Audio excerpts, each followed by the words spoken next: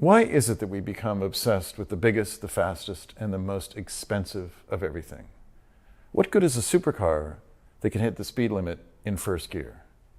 Would you use a flamethrower to caramelize creme brulee? Of course not. In this episode of El Camino, we take a look at the wonderful world of modest, mid-range, sensible motorcycles. Don't even think of using the word boring.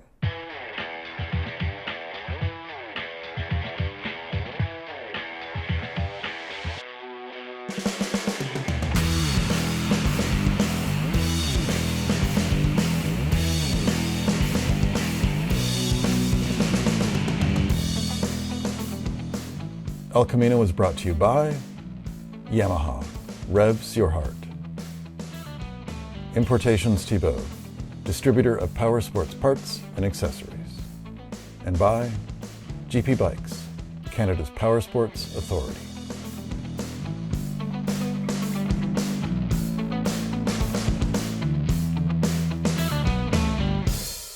Welcome to El Camino. Let's start with a quiz. Name a celebrity famous for being sensible, low-key, not the kind to draw attention to themselves. No, he's not one. Not him either. Certainly not Marilyn Manson. As it turns out, there's only one famous person who isn't outrageous. And you know who it is. Yep, it's Mr. Rogers. But aside from him, it's a very short list. And that's because we remember outsized personalities. Those who live large, spend big, fail spectacularly. They get all the love and all the loathing. Let's say you get a phone call from an uncle. He's heard about a car inside a barn. The farmer whose barn the car sits inside has never heard of the internet, has no idea what the car is worth. You smell a deal. Now, as you're leaving the city, driving to the farm to take a look, visions run through your head. A Mustang Fastback, a Cobra, a Superbird, maybe a Maserati. A Ferrari GTO. You push down the gas pedal. You can hardly wait. This is going to be your ticket to financial freedom. You'll sell the car at a huge profit, retire, and travel Europe. In style. You arrive. The farmhouse is rustic, but you're not discouraged. You go to the barn. You open the doors, and there it is. A four-door something with extra tires. It's worthless. Of course the story ends this way. How could it end any other way? The world is populated by sensible vehicles that we forget the moment they die. And yet we don't see it that way. We only remember the glamorous ones, the exotic, the rare, the expensive. It's no different with motorcycles. But in overlooking the humble, mid-priced, mid-range motorcycle, are we missing something? After all, it's the exact kind of motorcycle most people buy. But we pretend that these bikes don't even exist. Motorcycle manufacturers, magazines, even TV shows give you a false impression of things. We, make it seem as if all the world is an open road. No traffic, no congestion, no construction. But that's not reality. Reality in motorcycling terms is a mid-priced, mid-range motorcycle navigating city traffic. Nothing could be less sexy or less fun. Let's back up. Less fun? Who says? Must sensible be dull? Let's find out.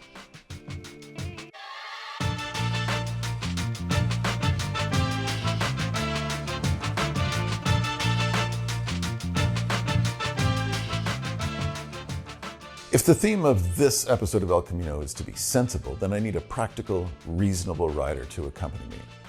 There's only one person I know who fits the bill. A woman who goes to bed at 9 o'clock sharp, 9:30 on weekends. Jennifer Carrier. She's thrilled to join me. Thrilled in a low-key kind of way. I think she grunted a okay when I asked her to come along. But what bikes should we ride?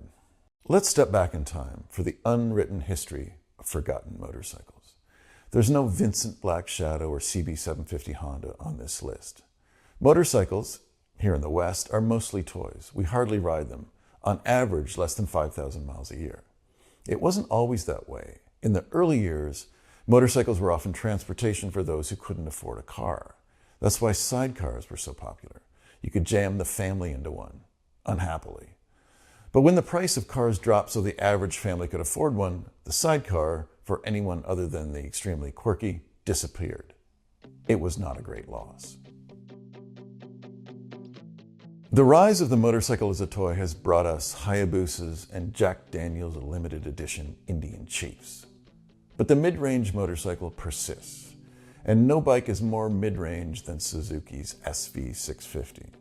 Suzuki is the least sexy motorcycle manufacturer.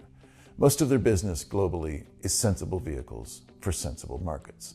Little trucks and cars for countries who've never heard of the Cadillac Escalade.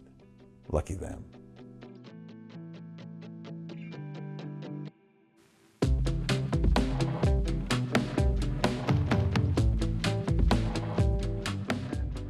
Despite being the ripe old age of 25, the SV650 soldiers on, pretty much unchanged. It has a water-cooled V-twin, and what little exhaust noise you hear is pleasant, like a Ducati wrapped in a duvet. It couldn't offend anyone. It's impossible. And it's an easy bike to ride, and it's no slouch. There was once a road racing class that catered exclusively to SV650s. It raised a generation of racers. I was at a tight and twisty racetrack once on a massively powerful superbike, and I struggled to pass a very well-ridden SV650. They're that good. For our second bike, we had a choice of models, but not of brands. It just had to be a Honda. In addition to making the Rolls-Royce of lawnmowers, Honda is by far the most important and influential motorcycle maker. And I don't even own a Honda. They're far too sensible for me. Honda single-handedly brought modernity to motorcycling. In the early 1960s, most motorcycles came from England. Unfortunately, in the years after the Second World War, England as a country had a massive wartime hangover. Unlike, say, a hangover from too many pints of room temperature Guinness, England's hangover was from wartime success. They were feeling good about things, so good they didn't notice Japanese manufacturers sneaking up behind them with jewel-like little motorcycles, with overhead camshafts and slick shifting transmissions. They revved to the moon and back, they made good power, they were affordable, and perhaps more than any other feature, they were as reliable as a car. Today, we take reliability for granted, but 60 years ago, that wasn't the case. English bikes of that era leaked oil from everywhere, and you had to be a mechanic to keep one running. Not so with the early Hondas. The little 50s and 90s and 160s and 350s just kept running. And there is nothing in Honda's modern range that refers back to the past more than the 500cc parallel twin in the SCL 500.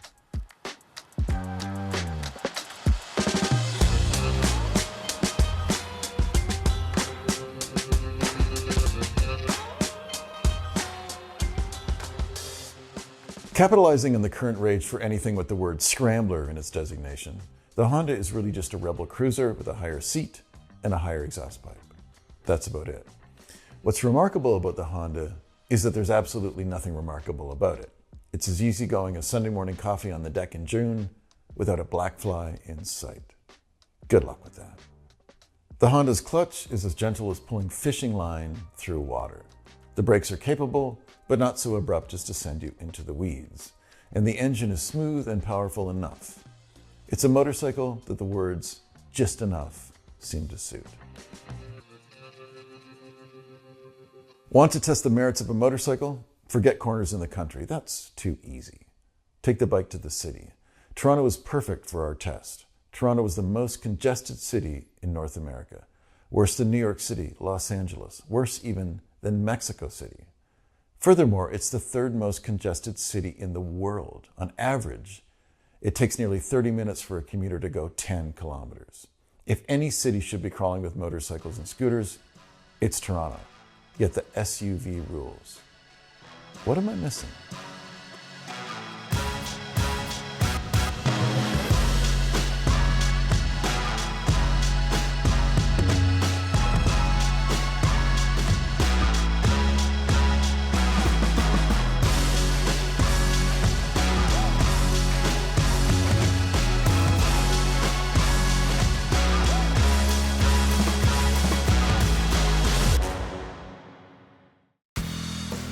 This segment is brought to you by Yamaha. Welcome back to El Camino. What does the city tell you about a motorcycle? Everything. Is the clutch action smooth and progressive? Can you easily find neutral at a stop? Is the bike balanced enough that it doesn't want to flop over if you have to stop abruptly at a stoplight? Things you'd never think of if you only ever rode in the country. Like this. Do the foot pegs get in the way when you reach your feet to the ground? Little things, but they matter. But before we get started, Jen suggests a few warm-up exercises to ease the muscles into use. Brent, oh, he's the editor. Can you spice this up a little bit?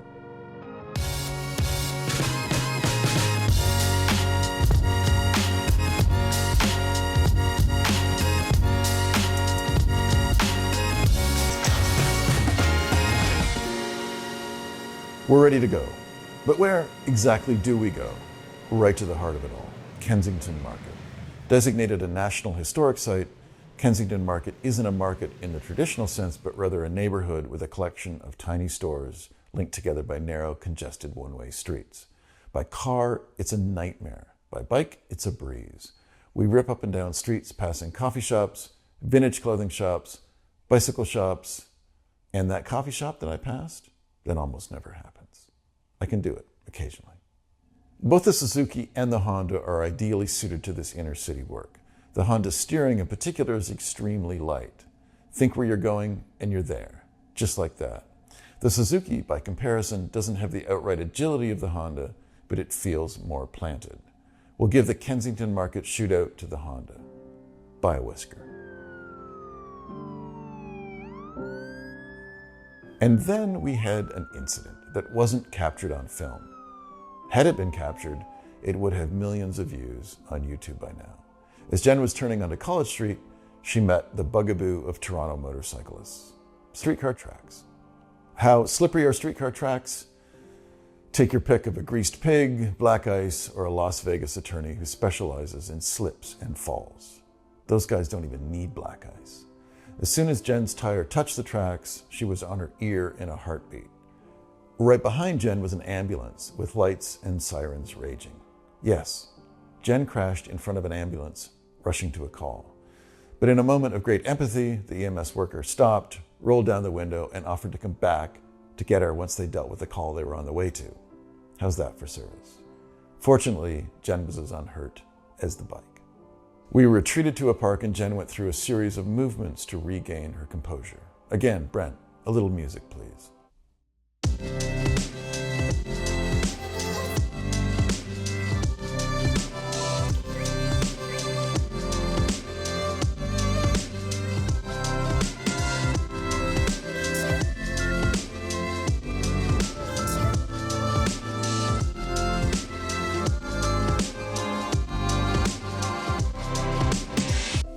I'm not particularly religious, but I am superstitious. Crashing a motorcycle in front of an ambulance seemed oddly prophetic. Was it a sign, a good sign, a bad sign? I went with good and bought a lottery ticket. This could be my day. Now, of course, naturally I didn't win, which brings up one of my pet peeves with lotteries. They printed a ticket and covered it with that gray goop, the stuff you scrape off with a coin, except who has coins anymore? So I used my fingernail and bent it backwards. But that's not my beef. This is. They sold me a ticket they knew wasn't going to win. They sold it to me under false pretenses. How can that be legal? This seems like a good time for a Canadian heritage break.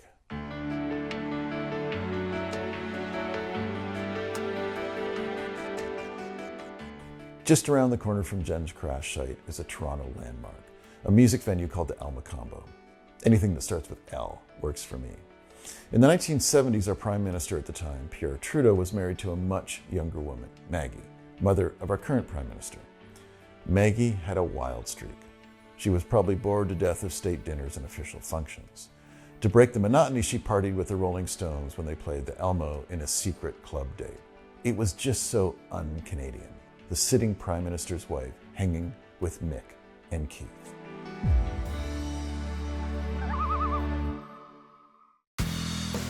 This segment is brought to you by Best Western Hotels and Resorts. Welcome back to El Camino.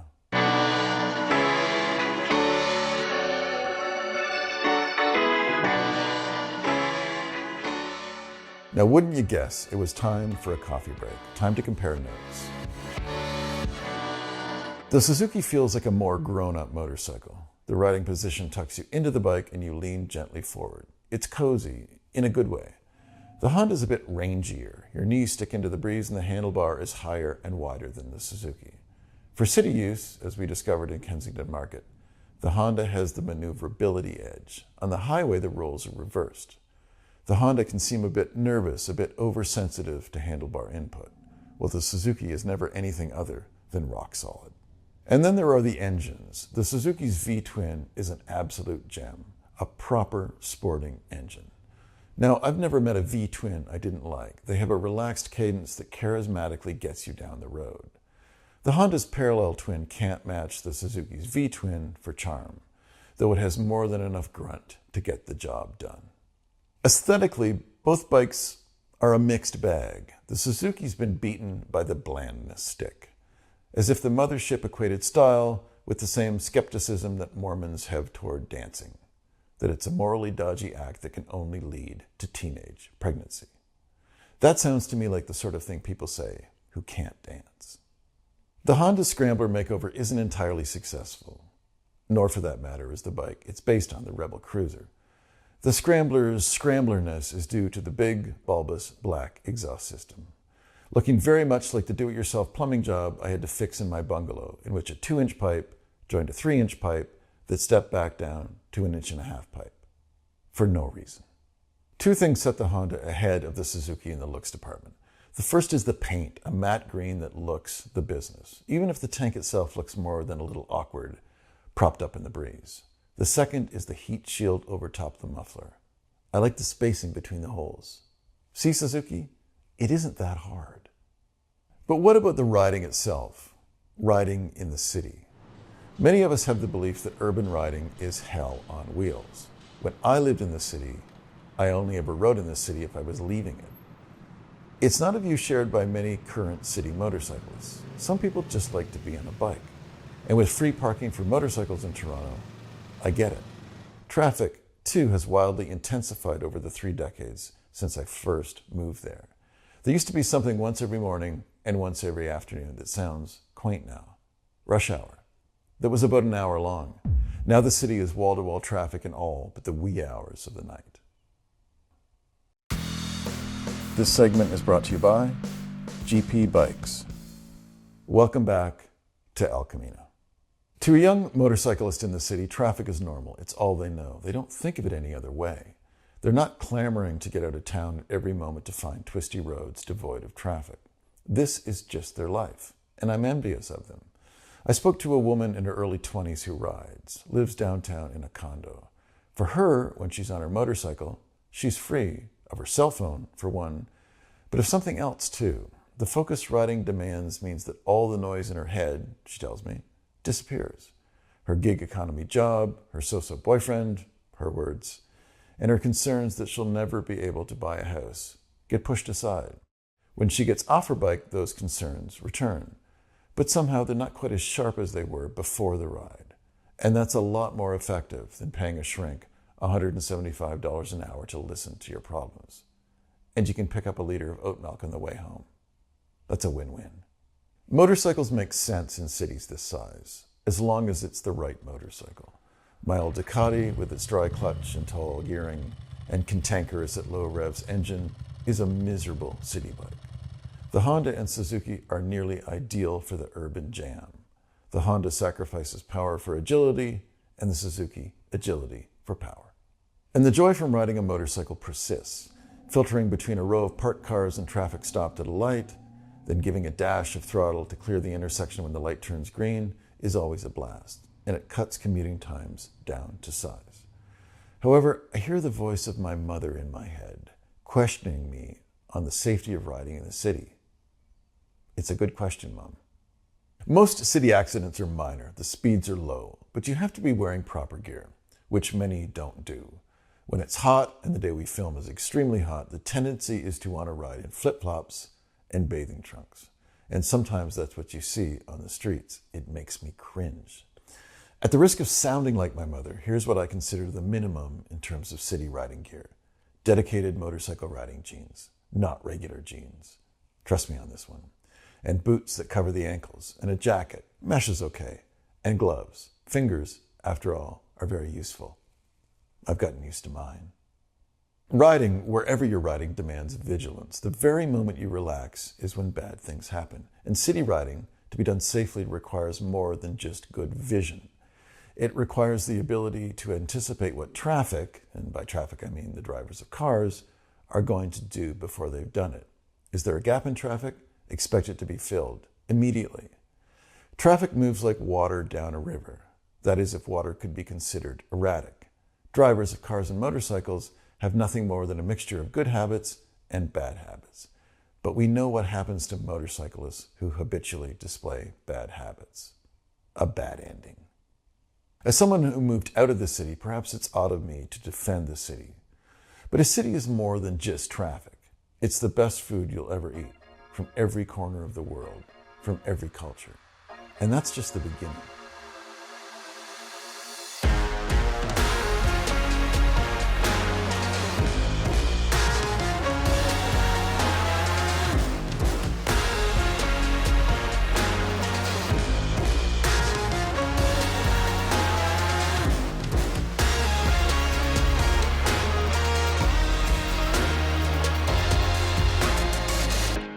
Late in the afternoon on our day of riding, we descend to the lakeshore, to Cherry Beach. Kick our shoes off, wade in the water. Here now the city seems very far away. It's peaceful, and there's a truck just out of frame that sells ice cream. And it's always the right time for ice cream. Just ask any 5-year-old like me. Thank you for watching El Camino.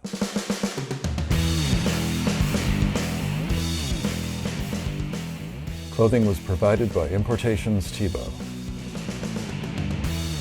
El Camino has been brought to you by Best Western Hotels and Resorts. Wherever life takes you, Best Western is there. Dainese, 75 years of performance. And by Spring Toronto Motorcycle Super Show.